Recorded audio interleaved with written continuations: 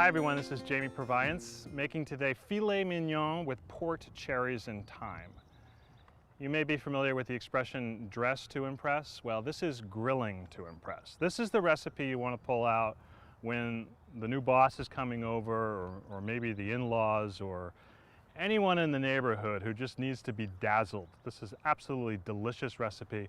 Of course, features these beautiful steaks, the filet mignon. And what I'm going to do to really boost them is to season them with some freshly ground pepper. And I like to use the coarsely ground, as you see here. This really gives the steak more of a pop of a peppery flavor. I've also got some chopped thyme on here and some kosher salt. And I want to press all these seasonings into the meat so they stick on there. They stay there while they're grilling, and just let them sit for 20 minutes or so, because you don't want to put a cold steak, particularly a precious steak like this, right onto the grill. Now let's talk about this sauce. Really, it's a cherry sauce based upon port. I've already got some butter melting in a skillet here, and the first step is to sweat some shallots. Got about a half a cup of shallots going in. And the idea now is just to create the base flavor. These are the aromatics, we say, in the sauce. And it's going to take probably about 5 minutes for them to get really tender and for them to start to release their flavor and their juice. You don't really want to brown them at this point. You just want to get them tender and sweated, sometimes it's called. So I'll let that go and we'll be back in just a minute. So about 5 minutes later, the shallots are nice and tender.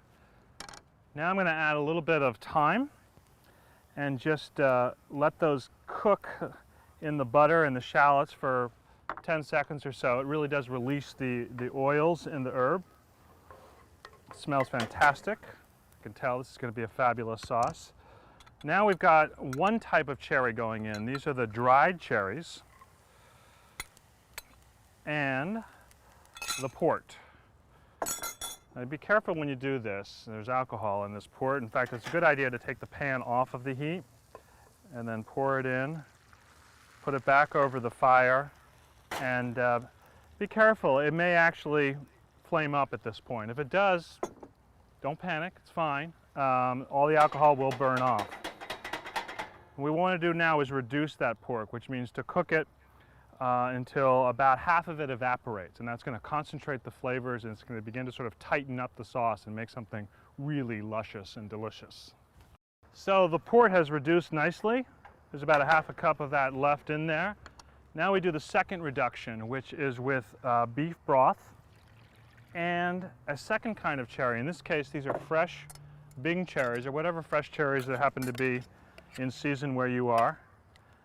And we're going to do the same thing. Cook these down until about half that liquid has been evaporated and all the flavors have an opportunity to marry.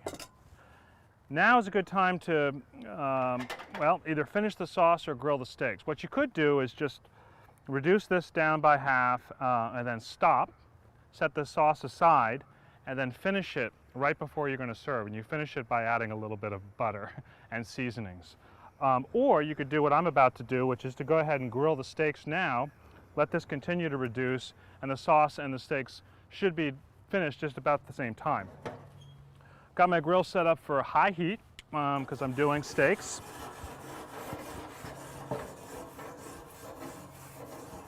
I'm going to turn off this burner on the far right, just in case I do need some indirect space a little bit later. Let's put these beauties to the heat.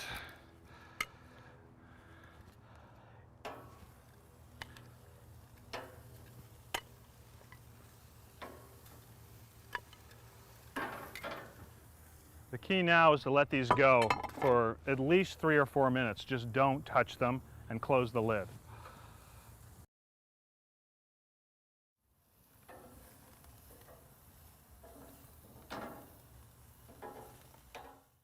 Steaks are looking pretty sensational, if you ask me. I'm going to set them down on a beautiful platter to rest for just a couple of minutes while I finish the sauce. They're just so proud and dignified, these filet mignon. I love them. All right, now the sauce needs a little bit of seasoning now. Some pepper and some salt and a little bit of richness in the form of butter. And you want to be careful here just to add the butter a little bit at a time so that it doesn't separate, and wait till the first tablespoon or so is fully incorporated, and then add the second amount and just stir that in. And as I said, you could make this sauce up until the butter portion ahead of time and just set it aside and then reheat it and add the butter right at the end.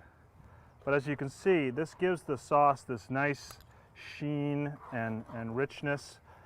It sort of softens the sweetness of the sauce. Look at that. Got to give it a little taste. Oh my gosh. Oh my gosh. That is out of this world. You've got to try this recipe. Okay. So I'm just going to pour a little bit of this over the steaks themselves. Those beautiful cherries. It's really the port that makes this thing sing. I mean, when it's time to impress somebody, the in-laws, the new client, I don't know, maybe the Queen of England, this is what you want to serve.